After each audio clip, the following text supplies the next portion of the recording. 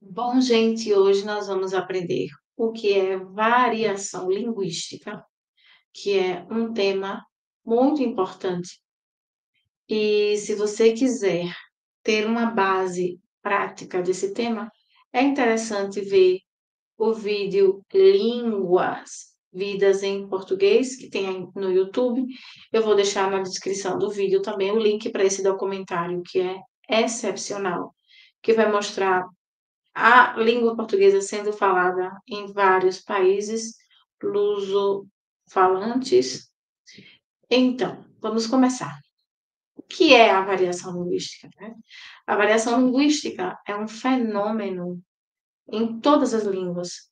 É algo extremamente comum e natural de uma língua e ela vai variar de acordo a fatores históricos e culturais. Uma língua, ela vai variar de acordo a fatores históricos, geográficos, culturais, né?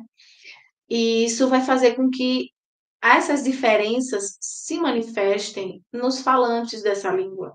Cada falante que tem uma própria variante vai manifestar todas essas influências históricas, geográficas e culturais, ok?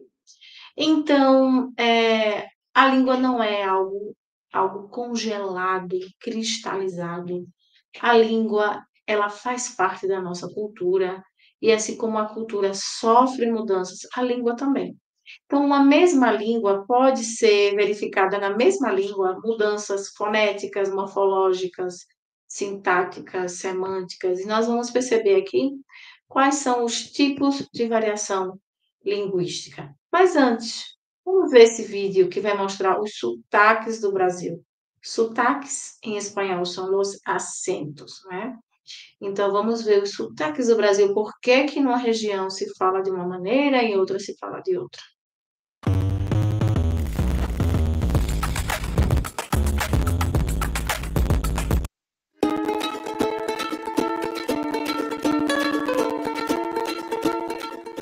Você já se perguntou por que é que existem tantos sotaques no Brasil? O que não falta são variações da nossa língua portuguesa. E nesse vídeo a gente vai explicar a origem de algumas delas. Mas eu já adianto, não tem jeito certo ou errado de falar nessa história não.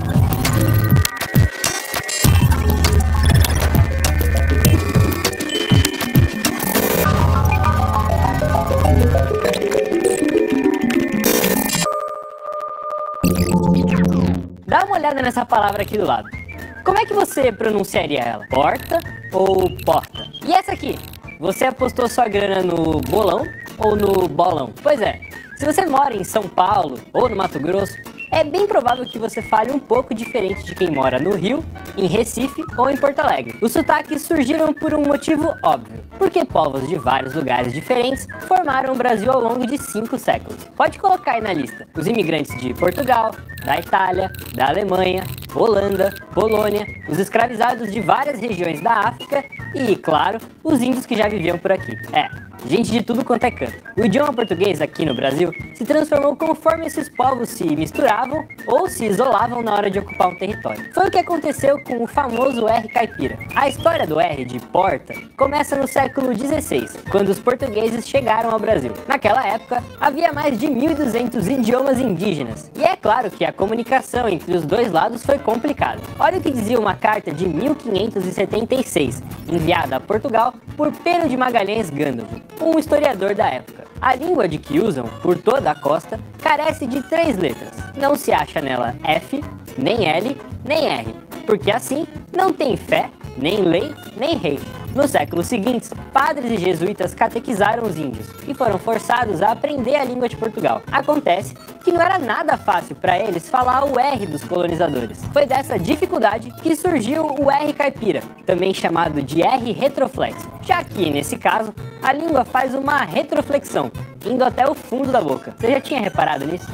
O cachorro foge porque a porta tá sempre aberta. Esse tipo de pronúncia 100% brasileira se espalhou pelo país graças aos bandeirantes paulistas, que levaram o jeito de falar para outros estados. Hoje, dá para ouvir esse R no interior de São Paulo, Mato Grosso do Sul, Minas Gerais, Paraná e Santa Catarina. Ao longo dos anos, o R ganhou outras variações por aqui. Lugares que receberam a imigração italiana, por exemplo, falam um R seco, com a língua atrás dos dentes, tipo em carro. Dá pra ouvir isso em algumas regiões do sul ou em bairros paulistanos, como a Moca, o Brás ou o Bexiga, que possuem forte influência da Itália. Outro jeitinho famoso de falar o R é o do Rio de Janeiro. Ele surgiu quando a corte portuguesa veio para o Brasil em 1808. Naquela época, o Rio tinha 23 mil habitantes. Quando Dom João VI desembarcou por lá, trouxe com ele uma comitiva de 15 mil pessoas. E não deu outra. Eles ajudaram a definir o sotaque carioca. E Porta, no Rio, virou Porta. E por que é que a corte falava desse jeito? Porque era moda imitar os franceses naquela época. A França, afinal de contas, era o centro cultural e intelectual do mundo. E como o R deles é mais forte, saindo lá do fundo da garganta, a corte portuguesa saía imitando esse jeito de falar. Em pouco tempo, a elite carioca adotou o costume, e aí a coisa pegou. Por falar em carioca, outro sotaque conhecido é o chiado do Rio. Sabe? Esqueci o isqueiro na esquina da escola. Assim como o R, o culpado pelo S com o som de SH foram os portugueses, já que eles falavam com chiado desde sempre. Ele não só pegou no Brasil inteiro, porque em várias regiões mal se falava português. É o caso de São Paulo. Os próprios colonizadores ali falavam um dialeto derivado do tupi-guarani, que não tem o S chiado. Outra cidade cheia desse chiado é Florianópolis. A ilha tem um sotaque próprio, aliás. Mofas com a pomba na balaia. É que a capital de Santa Catarina recebeu muitos imigrantes da ilha de Açores e da Ilha da Madeira. Outras cidades do Brasil também receberam português dessas ilhas, como é o caso de Porto Alegre. Mas a capital gaúcha já era bastante populosa, com diversos povos ali, e o sotaque não pegou. Já Florianópolis tinha poucos habitantes, daí não teve jeito, a cidade ganhou um sotaque bem característico. Agora você provavelmente já ouviu essa frase aqui. Leite quente dá dor nos dentes. Pois é.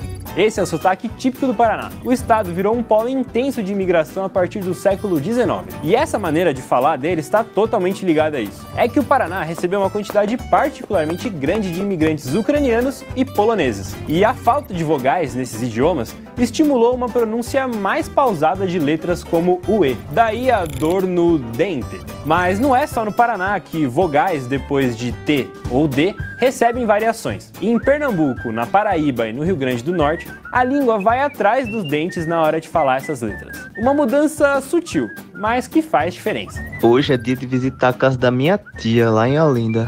Outro grande contribuidor para os sotaques brasileiros é a cultura africana. Até o século XVII, mais de 800 mil escravos africanos vieram para o Brasil. E, sem dúvidas, isso deixou marcas no nosso português. Tirar o R do final de algumas palavras, como em calor, que vira calor, ou tirar vogais, como em cheiro, que vira cheiro, são coisas que aparecem com frequência em dialetos africanos. E como essas formas simplificam em muitos casos a maneira de falar, acabaram se popularizando no dia a dia em boa parte do território nacional. A diversidade do nosso português é enorme, e não tá só na maneira de falar não. Existem inúmeras coisas que, dependendo da cidade onde você tá, recebem nomes diferentes. Como que você chama isso aqui? Semáforo?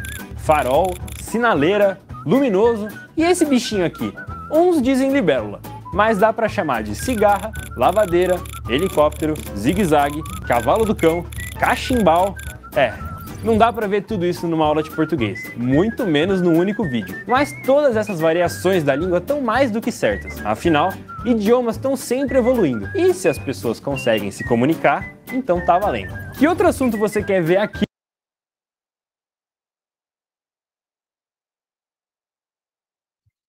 Bom, então vocês viram aí que os sotaques do Brasil têm uma razão de ser, né?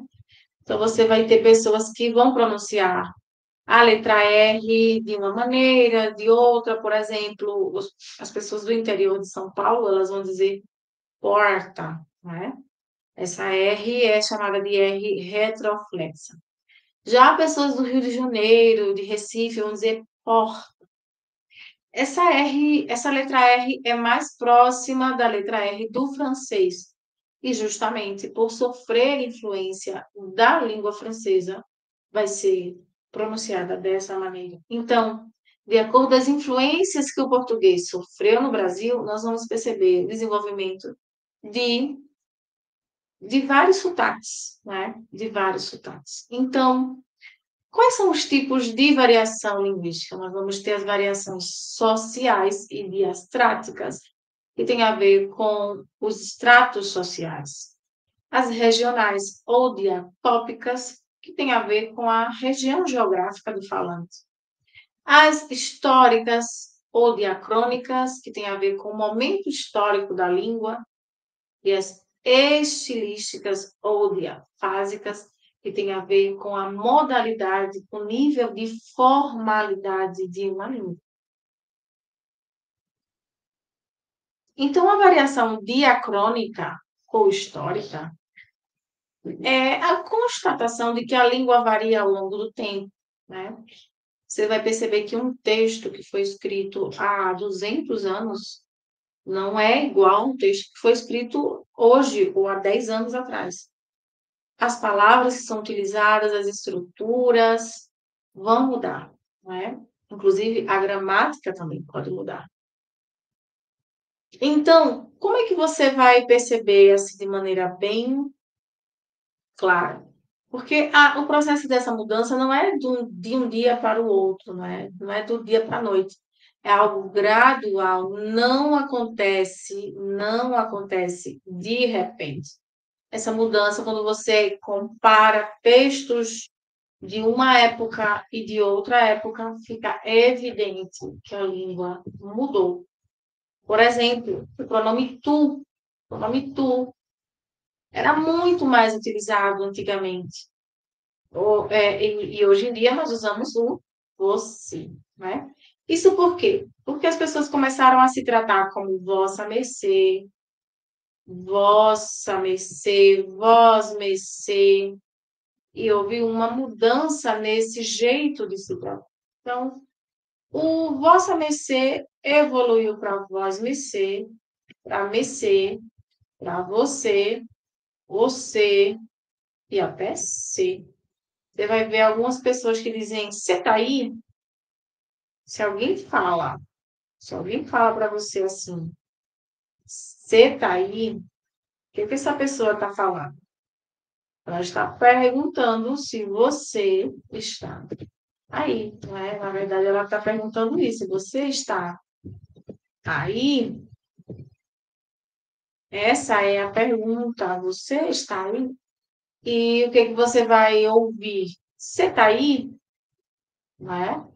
Então, isso prova essa mudança que a língua vai sofrendo. Geralmente, as estruturas vão se simplificando, não é? Até chegar a esse ponto. E a variação diatópica? O que é a variação diatópica? É a variação da língua no espaço geográfico.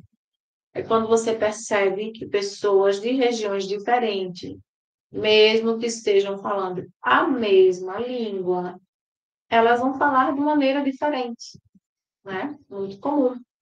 Então, essas diferenças linguísticas que têm a ver com os lugares geográficos diferentes, pessoas do norte, do sul, pessoas do Brasil, de Portugal, vão falar de maneira diferente.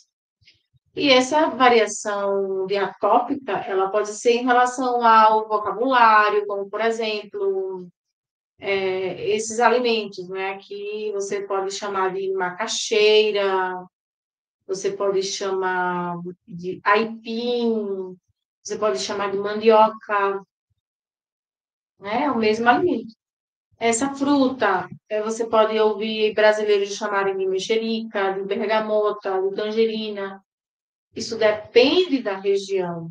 Também a questão de termos sintáticos, colocação na frase. Alguém pergunta para você, você vai viajar? E a pessoa diz, sim, eu vou. Mas outras podem responder, vou não. Então, essa ordem das palavras na frase também pode manifestar a variação linguística, né? Então, vocês vão perceber que no Brasil, algumas pessoas respondem com sim e outras pessoas não vão utilizar o sim, ok? Isso é muito comum. E a variação diastrática tem a ver com os estratos sociais. Esses estratos podem ser econômicos, ou seja, pessoas de classes econômicas diferentes. Pode ser etário, né? Pessoas de faixas etárias diferentes. Pode ser profissional, ou seja, pessoas de profissões diferentes, enfim. E como se manifesta? Claro que uma pessoa mais velha, ela vai falar diferente de uma mais jovem. Então, um exemplo é uma menina bonita, uma mulher bonita. Atualmente, no Brasil, as pessoas chamam de gata. Mas antes chamavam broto. E mais antes ainda chamavam pão. Então, era uma gíria para falar de uma pessoa bonita. Então, atualmente, nós dizemos, ai, ele é um gato. Ele é um gato, ele é bonito. Mas provavelmente minha avó diria que ele é um broto ou que ele é pão. Então, o fator etário vai determinar também as escolhas linguísticas, as escolhas de vocábulos que são comuns à geração que aquela pessoa faz parte. E o fator escolaridade, não é? Pessoas com um nível de escolaridade, elas têm uma forma de falar. E pessoas que nunca frequentaram a escola vão ter outra forma de falar. Então, dependendo do seu acesso à educação, você vai perceber também o uso da norma padrão, que é o que a gramática recomenda, o uso, né, que é o mesmo que dizer.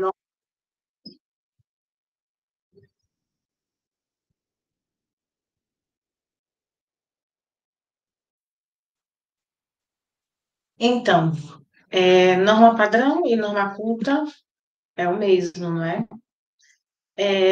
Essa norma padrão ou norma culta é justamente o que está relacionado com a gramática. As recomendações da gramática, nós chamamos de norma culta. Já quando nós falamos como queremos, usamos vocabulário coloquial, menos preocupados com as regras gramaticais, né?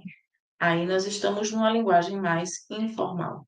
E muitas vezes pessoas que não têm acesso à escolaridade não conseguem sair do informal para chegar à norma culta, certo? Quando pensamos também no fator profissional, tem algo muito interessante, que a nossa atividade desempenhada, a nossa profissão, vai nos dar um vocabulário técnico dessa profissão. Então, uma pessoa de medicina, um médico, ele geralmente, conversando com outros médicos, vai usar palavras que nós não usamos no dia a dia, não é? É uma variante muito profissional. Pessoas da área de educação, de direito, de publicidade, vão ter uma, uma maneira de se expressar quando estão juntos, junto dos seus pares profissionais, diferente de quando se comunicam com pessoas do dia a dia, certo? Então, também esse fator influi na variação. Então, chegamos aqui num ponto que eu acho que é muito importante, que é a variação diafásica, que tem a ver com a adequação ao contexto comunicativo. Todo falante proficiente precisa saber migrar do contexto informal, ou seja, dos amigos, família, aquela fala descontraída, ao contexto profissional. Então, se você não consegue se expressar de maneira formal no ambiente profissional, você precisa analisar um pouco isso, porque isso é grave, não é? Nós precisamos transitar entre a informalidade e a formalidade. Então, num contexto interacional, junto com pessoas que nós temos proximidade, nós tendemos a ser informais. E num contexto em que estamos como profissionais ou com pessoas que nós não temos proximidade, a tendência é sermos mais formais. Vamos fazer agora alguns exercícios. Aqui, identifique o tipo de variação linguística. Número 1. Vou. Eu soube que o senhor saca muito de economia. Sacar? Sacava muito no jogo de vôlei na universidade, quando eu era jovem. Então, vejam aqui, eu tenho uma pessoa falando com o avô, e eu creio que essa comunicação não foi muito efetiva, não é? E número 2, precisamos fazer um brainstorm para dar um feedback. Temos muita expertise nisso. Então, nós temos aqui algumas pessoas numa reunião falando com esse vocabulário aqui. E o número 3, aquele purê de girimum que serviram no nosso almoço estava delicioso. É verdade. Eu também gostei muito daquele purê de abóbora. Bom, então que tipo de variação vamos ter no caso 1? Que tipo vamos ter no caso 2? E que tipo vamos ter no caso 3? Então, você vai escrever nos comentários a resposta para esse exercício, ok?